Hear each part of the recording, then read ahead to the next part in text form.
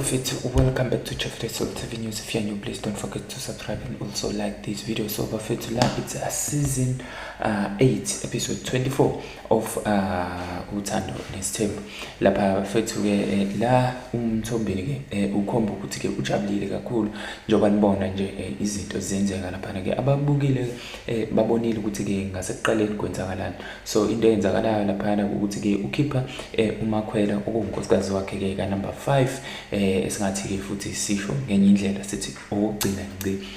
singeke sazi ke phela noma ke kusazokwenza yini ukuthi ke abone abanye kodwa ke okwamanje bafethu ke into igcine esekuthenini la ukhipha ke uMakhwela ngoba ethi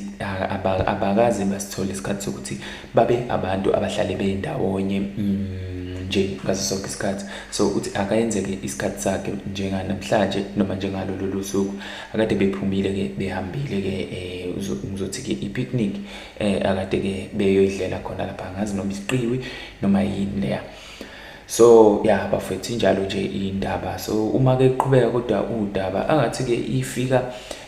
iba surprised ngaphambili inkunzi leyana ke noma ke uthini lo ntombazane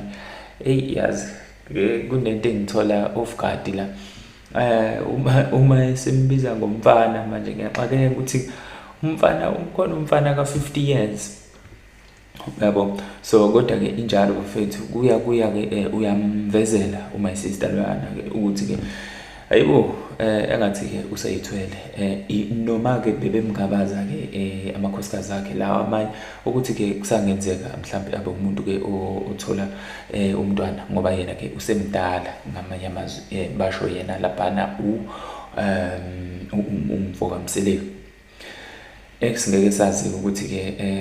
angazi ukuthi mhlambe ubani owakho prove lokho ukuthi ke umuntu wesilisa mayise efike kuleyo minyaka akabe sakwazi ke like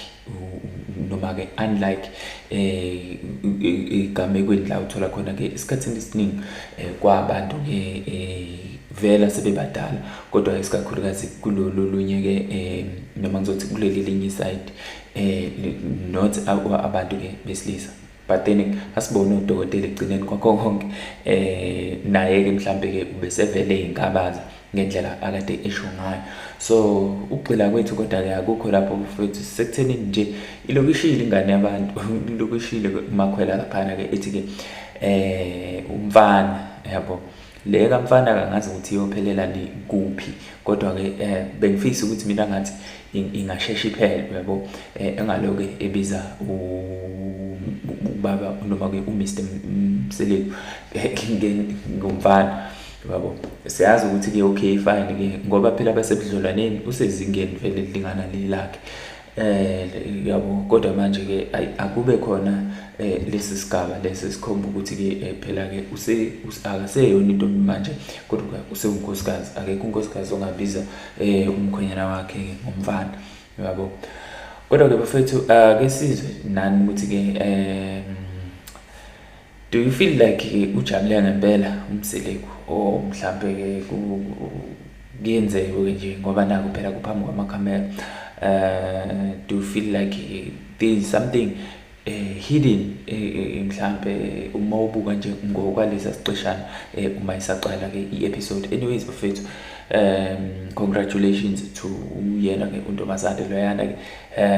naye uMr Mseleki asazi ukuthi abanye bayothini because